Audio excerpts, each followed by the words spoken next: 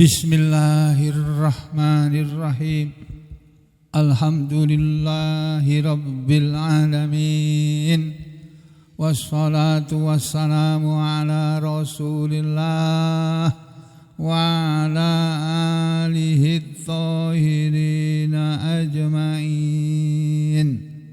Amma ba'du ayyuhan nas, ittaqullaha mastata'tum wasma'u wa ati'u la'allakum turhamun. Para muslimin rahimakumullah, kemarin sudah kita pelajari sama-sama awal dari surat Al-Hijr. Surat berikutnya namanya surat yang ke-16 adalah surat An-Nahl yang artinya lebah. Kemudian Al-Isra yang artinya perjalanan malam. Kemudian yang ke-18 Al-Kahfi yang artinya gua. Lalu 19 surat Maryam yang cerita tentang Maryam. Yang berikutnya surat Toha yang bercerita tentang manusia pada umumnya. Nah, ini juga begitu, surat Toha ini juga diawali dengan sebagaimana surat Al-Kahfi itu, surat Al-Kahfi yang dibaca Nabi setiap malam itu Allah berbicara tentang Al-Qur'an nih. A'udzu billahi minasy syaithanir rajim. Bismillahirrahmanirrahim. Alhamdulillahilladzi anzala ala abdihil kitab wa lam yaj'al lahu 'iwaja qayyiman liyundhira ba'san syadidan min ladunhu wa yubashshiral mu'minin alladhina ya'maluna as-salihati anna lahum ajran hasana makithina fihi abada wa yunziral ladzina qalu ittakhadallahu walada. Ini permulaan dari surat Al-Kahfi. Nabi Muhammad SAW setiap malam membaca surat ini, bapak-bapak, ibu-ibu dan saudara sekalian, sebelum tidur. Kita jarang membaca surat ini. Mungkin pernah, tapi enggak tiap malam. Nabi kita tiap malam baca surat ini. Masya Allah. Alhamdulillah, segala puji kepunyaan Allah. Alladzi, Allah yang anzala, telah menurunkan, ala, kepada, abdihi, hambanya. Apa yang Allah turunkan kepada hambanya? Hambanya itu siapa? Nabi Muhammad sallallahu alaihi wasallam. Segala puji bagi Allah, segala puji milik Allah yang telah menurunkan kepada hambanya, yaitu Nabi Muhammad sallallahu alaihi wasallam, menurunkan Alkitab itu, Al-Quran itu, walam yaj'al, dan dia tidak menjadikan, lahu, baginya, bagi Alkitab itu, iwajan, kebengkokan. Allah tidak menjadikan Al-Quran itu sesuatu yang bengkok, ajaran yang bengkok, enggak ada. Kalau Kementerian Agama mengartikan ayat ini di halaman 293.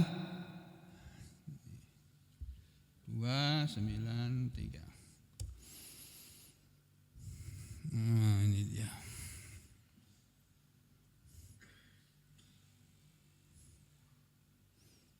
Nah, ini. Segala puji bagi Allah yang telah menurunkan kitab atau Al-Quran kepada hambanya, dan dia tidak menjadikannya bengkok. Allah tidak menjadikannya bengkok, kata Kementerian Agama, maksudnya 484. Allah tidak ada dalam Al-Quran makna yang berlawanan dan tidak ada penyimpangan dari kebenaran. Nggak ada ajaran yang bengkok, yang menyimpang dari kebenaran itu nggak ada. Semua ajaran Al-Quran itu kebenaran isinya. Makanya kalau kita mencari kebenaran, ya cari dalam Al-Quran. Di luar Al-Quran itu nggak ada kebenaran. Itu ayat yang pertama. Alhamdulillahilladzi anzala ala abdihil kitaba lam yaj'al lahu iwaja.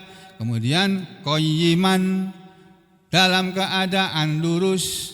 Al-Quran itu, Alkitab itu qayyiman, sebagai bimbingan yang lurus. Begitu terjemahan kemudian agama. Qayyiman liyunzira ba'san syadida, untuk memperingatkan akan siksa yang sangat pedih, min ladunhu, dari sisinya, wa yubasyira, dan untuk memberi kabar gembira, alladzina ya'malu wa yubasyiral ladzina apa? Wa yubasyiral ladzina wa yubasyiral mu'minina alladzina ya'malunas sholihat. Wa yubasyiral mu'minina, dan Al-Quran diturunkan untuk memberi kabar gembira kepada orang-orang mukmin. Orang-orang mukmin yang mana? Alladzina ya'malunas sholihat, orang-orang mukmin yang mengerjakan kebajikan, orang-orang mukmin yang beramal yang soleh-soleh. Ya, apa kabar gembiranya? Annalahum ajran hasana, bahwa mereka akan mendapat balasan yang baik.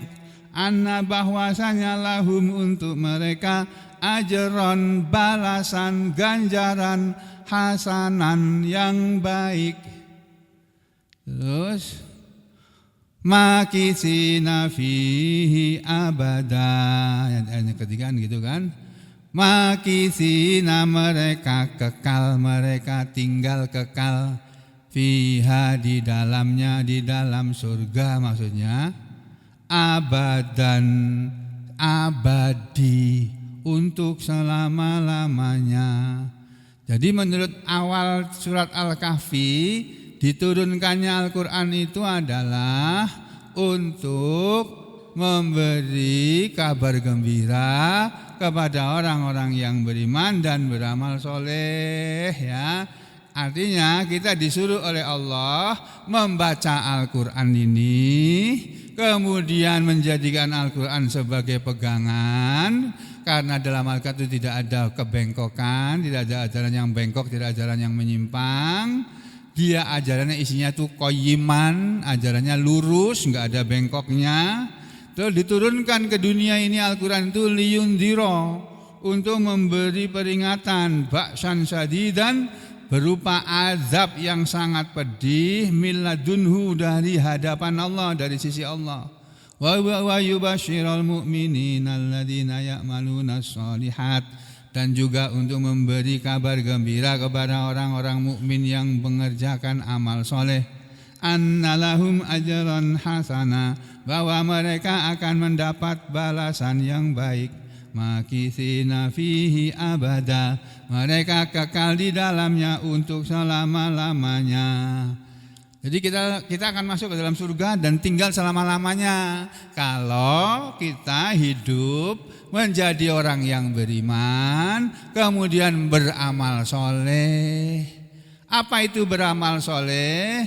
Beramal soleh adalah menjalani isi Al-Quran ini. Al-Quran menyuruh kita apa? Kita kerjakan. Itu. Ada ayat misalnya, wa aqimus sholata, dan tegakkanlah sholat, wa atuz zakata, dan bayarkanlah zakat, wa atiullah wa atiur rasula, dan taatlah kalian kepada Rasul itu, kepada Nabi Muhammad SAW itu, la'allakum turhamun, agar kalian semua diberi rahmat. Ada ayat bunyinya begitu. Itu artinya Allah menyuruh kita sholat, lalu menyuruh kita bayar zakat bagi yang harus bayar zakat. Kalau udah orangnya miskin ya nggak bayar zakat. Tapi kalau sholat, miskin maupun kaya harus mengerjakan. Kalau zakat hanya orang kaya saja. Itu. Atiur Rasul, dan perintah kepada Rasul berlaku untuk orang yang bayar zakat maupun yang tidak bayar zakat. Semuanya disuruh taat kepada Allah dan Rasul. Nah, mengenai sholat, wah ini ada sebuah buku kecil yang disusun oleh As-Syaikh Abdul Qadir Ar-Rahbawi. Judulnya Sholat 4 Madhab. Sholat menurut 4 madhab. Menurut madhab Hanafi, Maliki, Syafi'i, Hambali. Disertai dalil-dalil dari Bukhari, Muslim, Abu Dawud, Tirmidzi, Nasai, Ibnu Majah. Setelah saya baca kurang memuaskan, saya taruh sedikit ilmunya itu. Nah, ini baru segini tebelnya ini nih. Ini tentang sholat aja ini.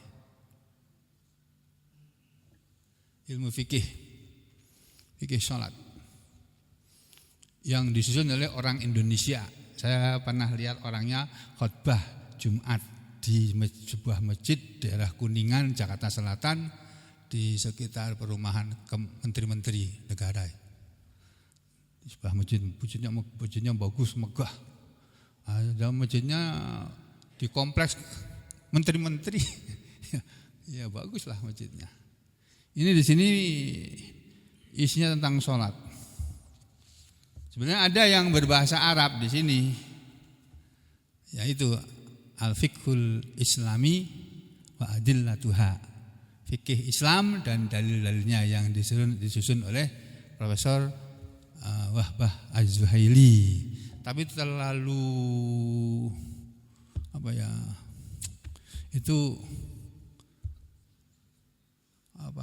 tele-tele juga, kepanjangan,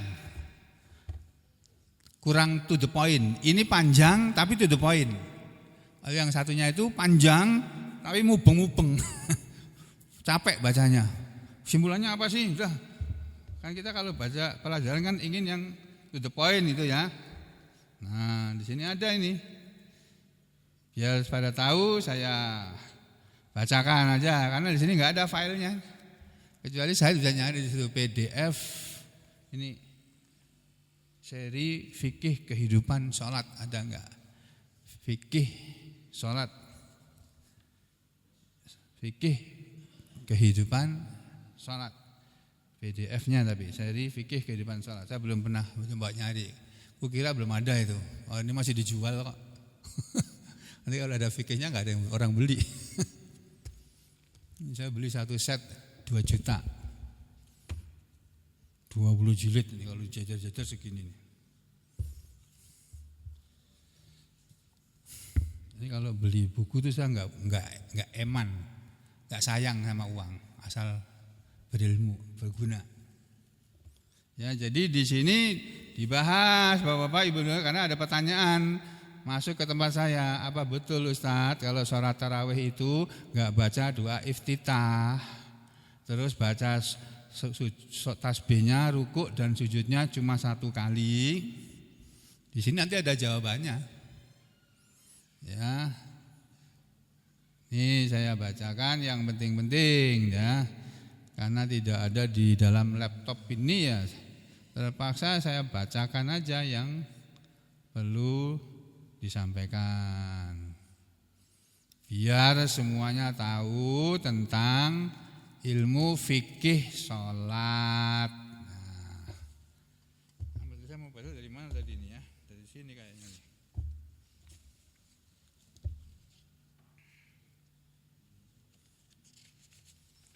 Saya mau baca dari halaman 165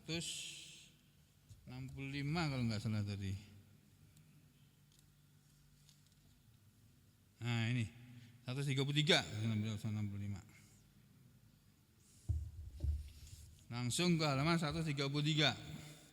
Bapak, Ibu-ibu mendengarkan aja ya, karena saya nggak bisa menampilkan tulisannya. 133. Sambil merem-merem juga boleh.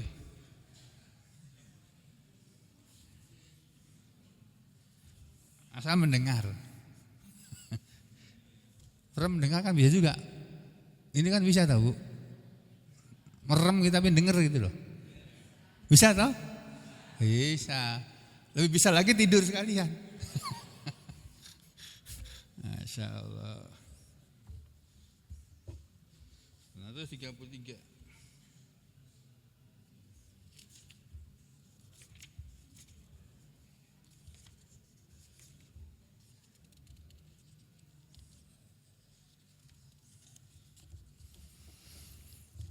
Saya bacakan ya Bapak-bapak, Ibu-ibu, sambil tidur juga boleh, sambil layah-layah, sambil pijet-pijet juga boleh. Tapi jangan sambil ngerokok loh ya. Nah, dilarang merokok di tempat ber-AC. Halo? Apa? Oh iya puasa lah. Lupa aku. Puasa tuh ada enggak ngerokok ya. Syarat-syarat sholat. Jadi sholat itu ada syaratnya. Ya, saya bacakan. Syarat sholat adalah hal yang harus terpenuhi untuk sahnya sebuah ibadah sholat. Kenapa saya pilih buku ini untuk saya bacakan? Karena ini sudah diindonesiakan oleh penterjemahnya.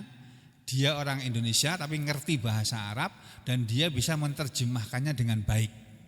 Ini orang ini, namanya Ahmad Sarwat, LCMA, lagi ngambil program S3. Ya. Sholat itu ada syaratnya. Apa itu syarat-syarat sholat? Syarat-syarat sholat adalah hal yang harus terpenuhi untuk sahnya sebuah ibadah sholat. Syarat ini harus ada sebelum ibadah sholat dilaksanakan. Bila salah satu dari syarat sholat ini tidak terpenuhi, maka sholat itu menjadi tidak sah hukumnya. Syarat-syarat sholat itu ada dua macam. Yang pertama syarat wajib, yang kedua syarat sah. Syarat wajib maksudnya adalah syarat yang bila terpenuhi maka seseorang diwajibkan untuk melakukan sholat. Jadi kalau syarat wajib pada seseorang itu tidak ada, dia tidak wajib sholat. Syarat wajib itu ada banyak, salah satu saja tidak terpenuhi, dia tidak wajib sholat. Berikutnya yang kedua syarat sahnya sholat. Yaitu syarat yang harus terpenuhi agar ibadah sholat itu bisa menjadi sah hukumnya. Lalu diuraikan satu persatu. Syarat wajib apa saja? Ya, syarat wajib ya dikatakan bila semua syarat wajib terpenuhi maka wajiblah bagi seseorang yang telah memenuhi syarat wajib untuk melakukan ibadah sholat. Sebaliknya, bila salah satu dari syarat wajib itu tidak terpenuhi, maka dia belum diwajibkan untuk melakukan sholat. Adapun yang termasuk dalam syarat wajib sholat adalah hal-hal sebagai berikut. 1. Beragama Islam. Syarat sholat itu harus beragama Islam orangnya. Kalau orang belum beragama Islam sholat ya percuma dia, enggak sah sholatnya. Dan dia enggak wajib sholat. Orang yang enggak beragama Islam itu enggak wajib sholat. Tapi kalau orang sudah beragama Islam, sudah memeluk agama Islam, dia wajib sholat. Itu ya. Seseorang harus beragama Islam terlebih dahulu agar punya beban kewajiban sholat. Selama seseorang belum menjadi muslim, maka tidak ada beban kewajiban sholat baginya.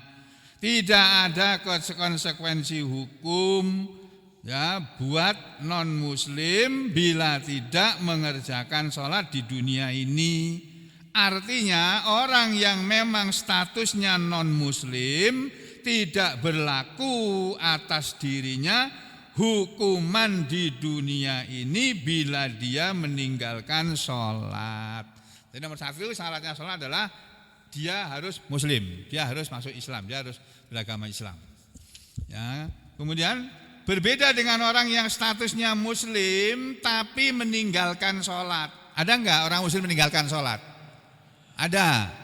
Nah, ini berbeda dengan orang yang statusnya muslim tapi meninggalkan sholat. Maka para ulama berpendapat bahwa mereka itu berhak untuk dijatuhi beberapa jenis hukuman.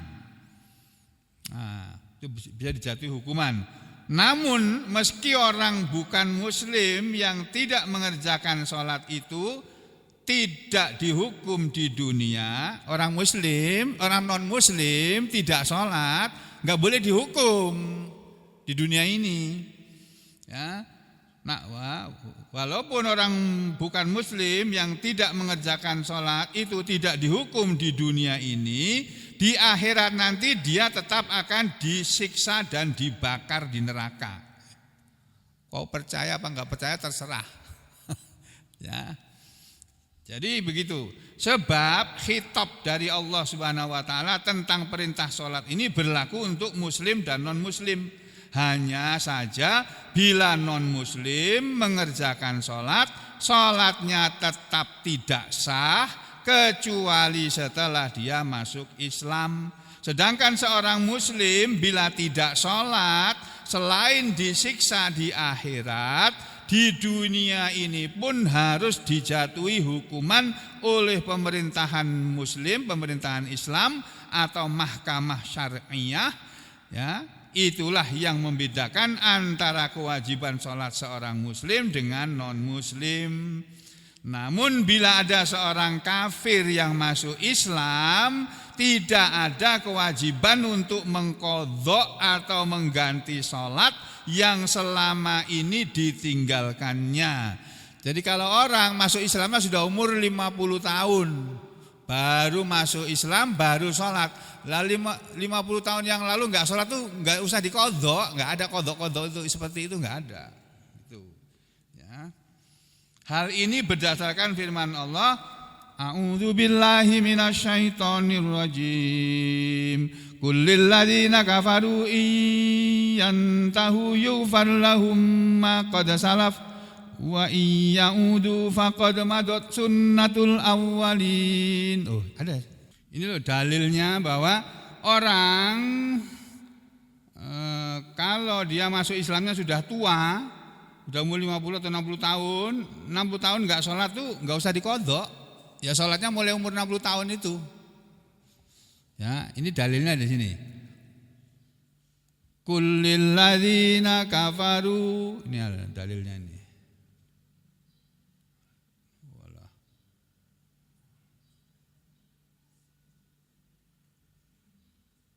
Enggak bisa gede lagi, enggak bisa.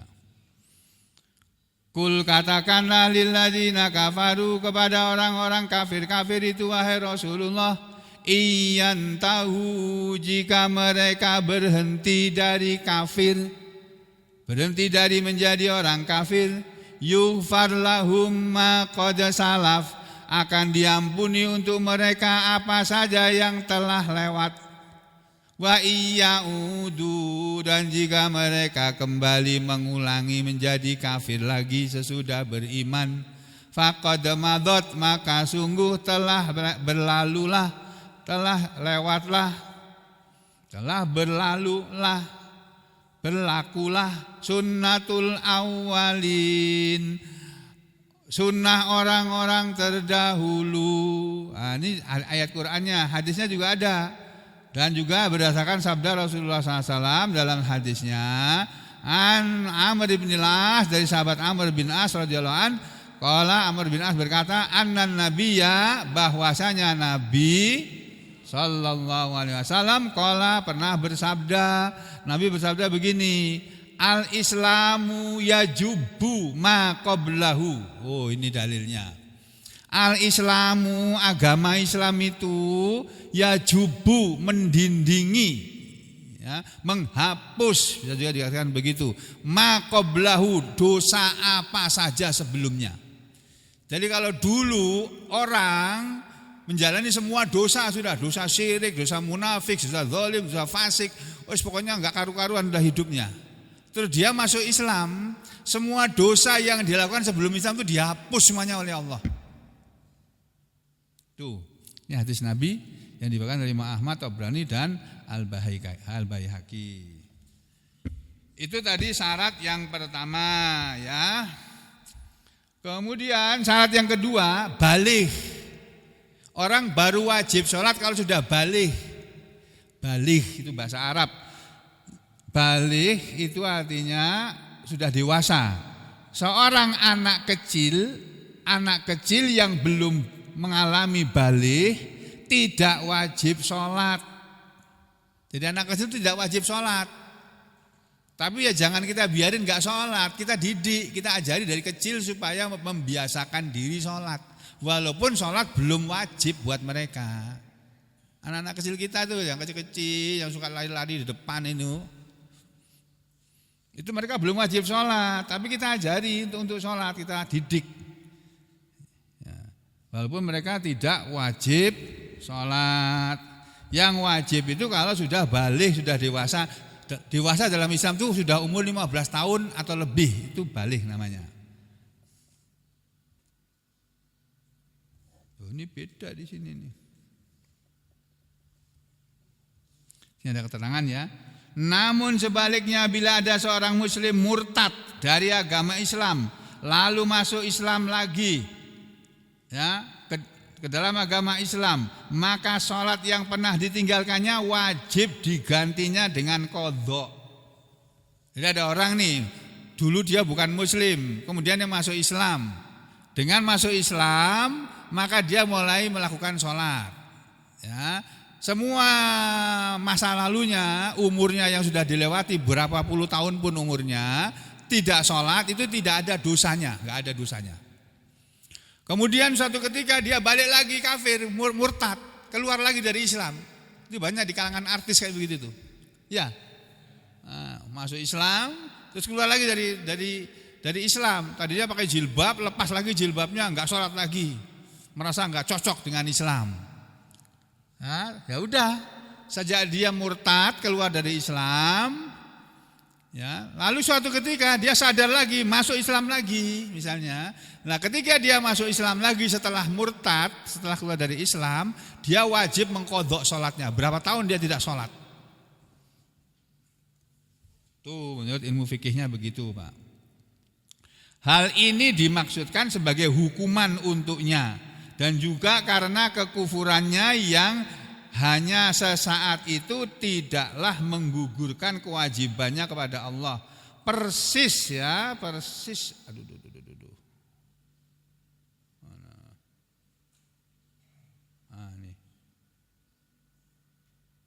Persis seperti hutang seseorang kepada sesama manusia, tetap wajib dibayarkan meskipun seseorang murtad dari Islam. Itu. Namun menurut pendapat kalangan Al-Hanafiyah, ya mazhab Hanafi, orang yang murtad tidak wajib untuk mengqadha sholat yang ditinggalkannya, lantaran pada hakikatnya dia adalah seorang non-muslim yang tidak wajib sholat. Jadi ada dua pendapat ya. Pendapat yang satu mengatakan wajib qadha. Ini setahu saya Imam Syafi'i, mazhab Syafi'iyah yang berpendapat begini. Nah, kalau yang mazhab Hanafi itu mazhab yang paling ringan, paling enteng, paling enak. Itu enggak sholat enggak apa-apa. Setelah dia murtad, enggak usah qadha. Nah, syarat yang kedua, baligh. Seorang anak kecil yang belum mengalami baligh tidak wajib sholat. Dasarnya adalah sabda Rasulullah SAW.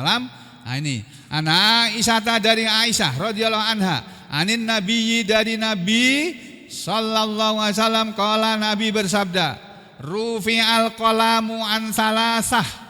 Rufi'a diangkat, al qalamu penanya malaikat yang untuk menulis amalan-amalan manusia, diangkat dari salah satin 3 macam orang.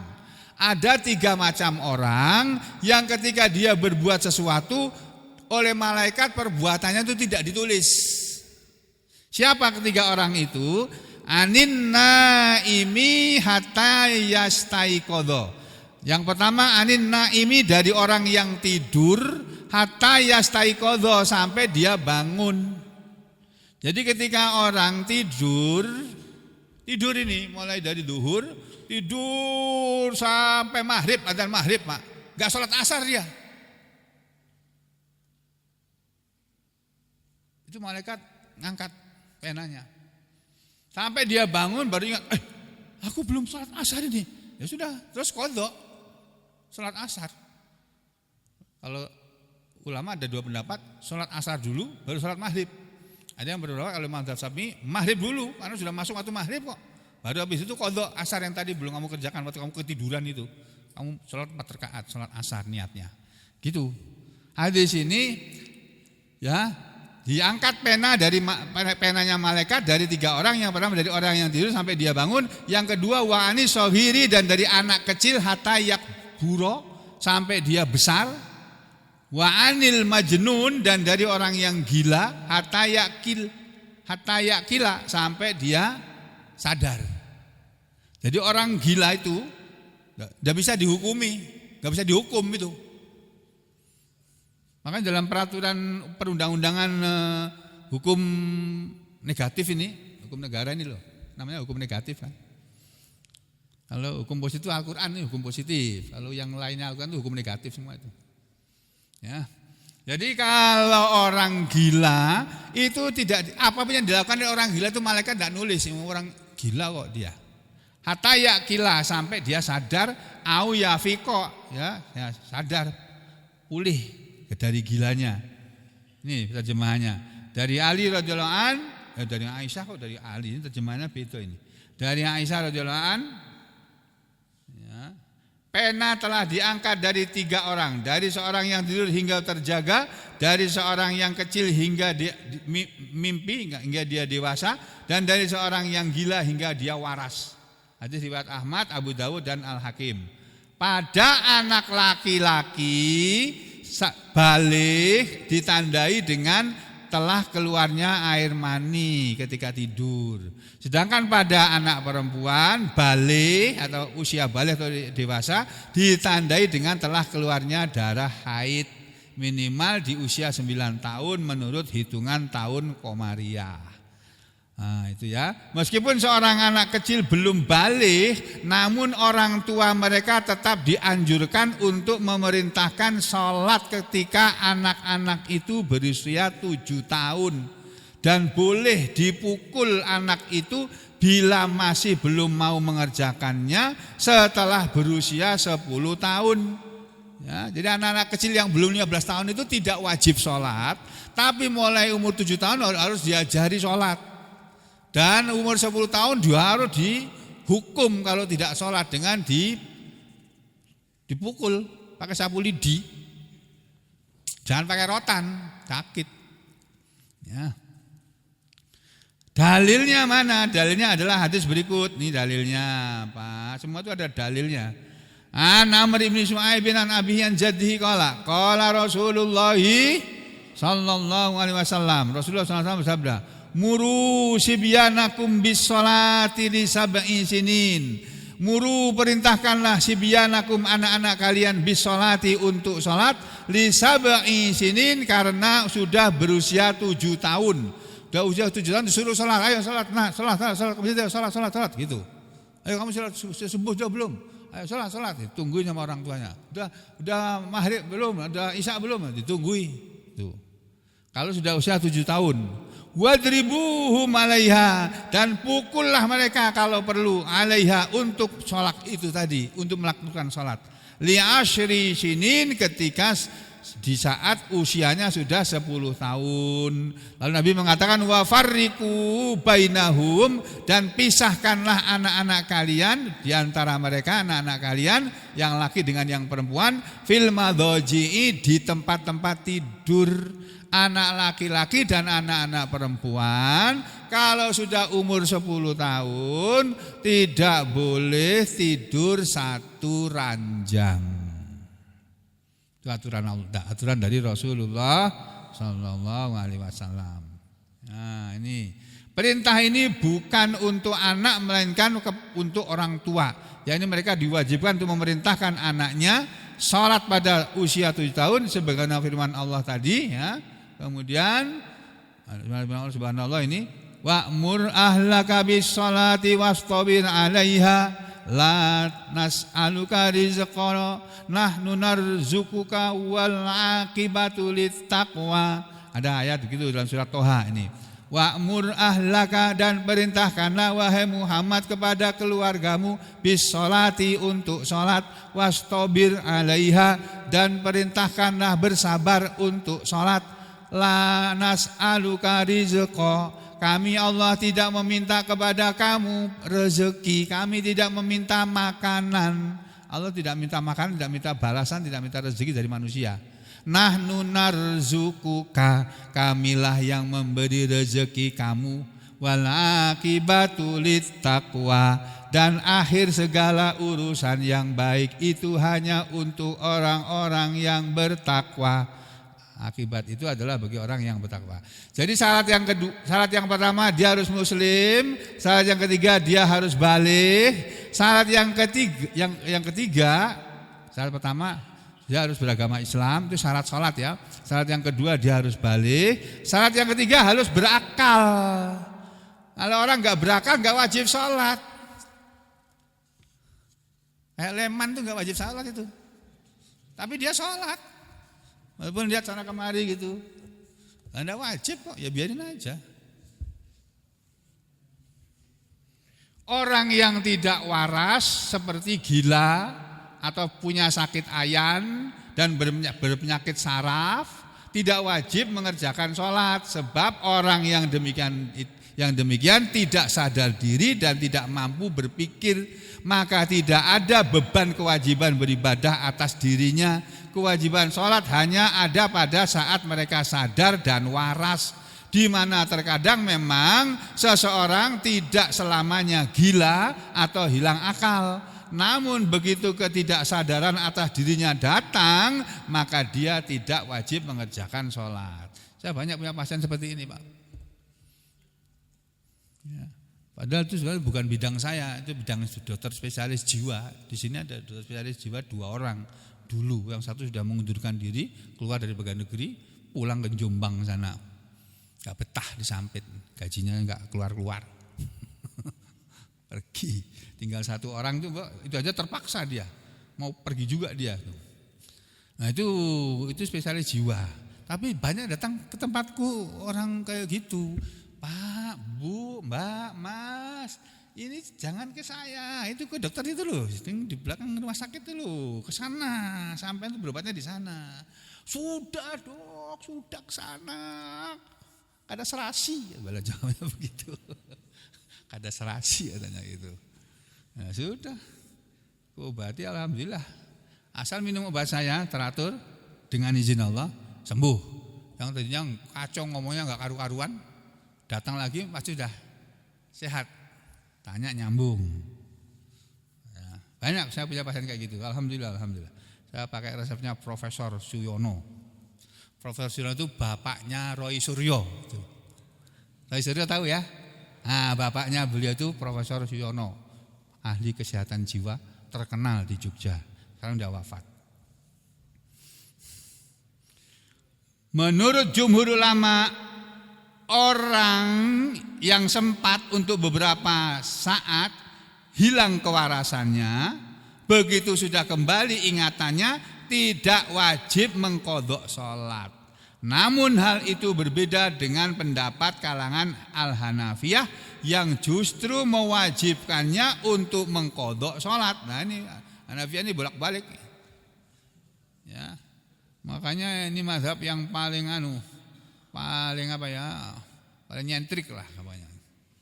Ya, Masya Allah, tapi Hanafi memang ulama besar ya. Kita bilang nyentrik ya salah juga aku bilang nyentrik. Tapi pendapatnya kadang-kadang aneh gitu loh, mazhab Hanafi itu. Ya. Sedangkan bila orang hilang kesadaran karena seseorang minum khamr, minum minuman keras dan mabuk, maka dia wajib mengqadha salatnya kalau sudah mabuknya selesai ya. Demikian juga hal yang sama berlaku pada orang yang tidur. Begitu dia bangun wajib atasnya mengqadha salat yang terlewat. Misalnya saya atau sampean tidur dari zuhur sampai maghrib baru bangun. Wah, sudah enggak sempat salat asar lagi. Ya udah, habis salat maghrib salat asar. Dalilnya adalah sabda Rasulullah SAW, Anas bin Malikin, dari sahabat Anas bin Malik radhiyallahu an, annan nabiyya, bahwasanya Nabi sallallahu alaihi wasallam qala, pernah bersabda, man nasiya salatan, barang siapa lupa terhadap suatu salat, siapa yang lupa salat ya, fal yusolliha, maka hendaknya dia melakukan salat itu idza dzakaroha, ketika dia sudah mengingatnya, ketika dia sudah mengingat bahwa dia belum salat. La kafaratalah, tidak ada denda baginya ya, illa dzalika, kecuali hanya itu saja. Nah ini ya, 3 hal di atas itulah syarat wajib sholat, di mana bila syarat itu terpenuhi pada diri seseorang, wajiblah atasnya untuk melakukan sholat ya. Ada sama enggak tuh? Syarat wajib sholat ada 3 jadinya kesimpulannya. Ya, 1, dia sudah muslim, kemudian dia sudah beragama Islam, yang kedua dia sudah baligh, yang ketiga dia berakal, enggak gila, enggak hilang kesadaran, enggak mabuk gitu. Nah, yang berikutnya syarat sahnya sholat. Nah, syarat sahnya sholat itu ada 7. Ini ada 7 ini, Pak. Ya, bacakan dulu. Waktunya sudah habis. Syarat sahnya sholat: 1, muslim, 2, berakal, hampir sama dengan tadi ya. Jadi muslim, berstatus muslim, selain syarat wajib juga sekaligus menjadi syarat sah dalam sholat. Artinya tidak sah niat, bacaan dan gerakan sholat yang dilakukan oleh orang kafir meskipun seluruhnya sudah benar. Jadi ada orang kafir, orang non muslim sholat sama dengan kita persis, bacaannya bisa, wes dari Al-Fatihah sampai salam bisa, itu tidak sah sholatnya. Kenapa? Karena dia belum muslim, belum syahadat. Yang kedua, berakal. Keadaan seseorang yang sehat akalnya selain menjadi syarat wajib sholat, juga menjadi syarat sah dalam sholat. Dengan kata lain, orang gila yang akalnya tidak bekerja dengan benar, maka tidak sah sholatnya. Lalu apa kaitannya kita membahas orang gila yang melakukan sholat? Ya, kalau orang gila melakukan sholat sendirian memang tidak ada masalah, tetapi akan menjadi masalah apabila ada orang yang di belakang orang gila menjadi makmum. Ya, hukumnya menjadi tidak sah. Nah, makmum sama orang gila gimana sih? Ya. Kemudian dasarnya sebagaimana nanti akan dijelaskan dalam bab sholat berjamaah, bahwa syarat seorang menjadi imam adalah bahwa sholatnya itu harus sholat yang sah. Karena syarat sahnya sholat adalah berakal, ya, alias akalnya sehat, tidak gila, dan sholatnya orang gila tidak sah, maka menjadi makmum dari orang gila pun hukumnya menjadi tidak sah. Paham?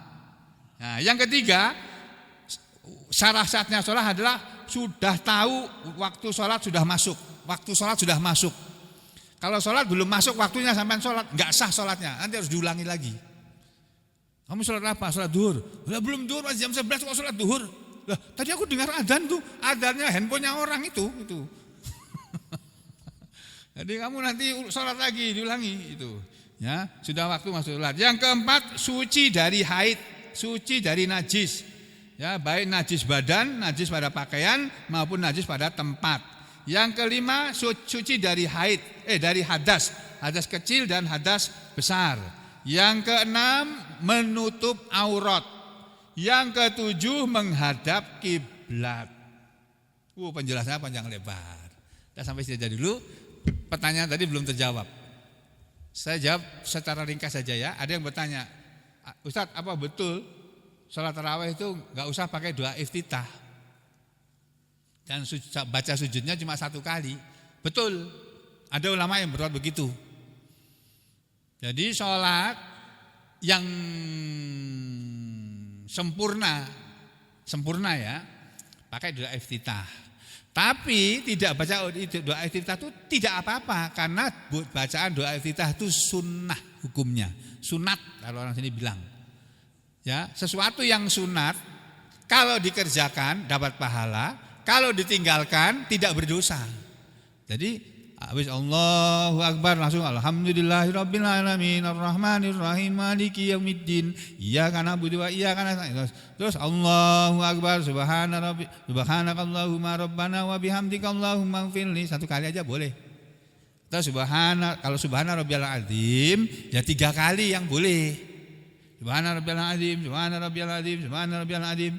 Subhana rabbiyal a'la, subhana rabbiyal a'la, subhana. Kalau imam cepat banget, ya apa boleh buat 1 kali aja. Subhana rabbiyal azim, Allahu akbar. Ya semelu Allahu akbar itu aja. Salat saudara tetap sah walaupun ketinggalan. Yang nanggung dosanya imamnya. Ya, makanya dari salat tarawih saya pilih jadi makmum daripada jadi imam. Ya. Kecuali kalau saya ngantuk baru saya jadi imam. Biar enggak ngantuk. Jadi gitu saudara sekalian, jawabannya dari yang bertanya tadi ya. Apakah boleh salat tarawih tanpa doa iftitah? Boleh. Apakah boleh baca tasbihnya ruku dan sujud 1 kali? Boleh. Enggak baca surat pun enggak apa-apa sebetulnya. Al-Fatihah aja langsung ruku, enggak apa-apa. Baca surat itu sunnah kok. Yang wajib itu baca Al-Fatihah. Kalau sampai sholat enggak baca Al-Fatihah, cuma baca qul huwallahu ahad, enggak sah salatnya itu. Yang sah itu yang wajibnya itu baca Al-Fatihah. Nah, ini makanya kita perlu baca dulu fikih nih. Tebelnya segini nih. Masya Allah. Dah, sampai ketemu lagi besok pagi. Insyaallah. Aku lu qouli hadza astaghfirullah li wa lakum. Allahumma taqabbal minna innaka antas samiul alim wa tub alaina innaka antat tawwabur rahim. Wa sallallahu ala Muhammadin wa ala ali Muhammad walhamdulillahi rabbil alamin.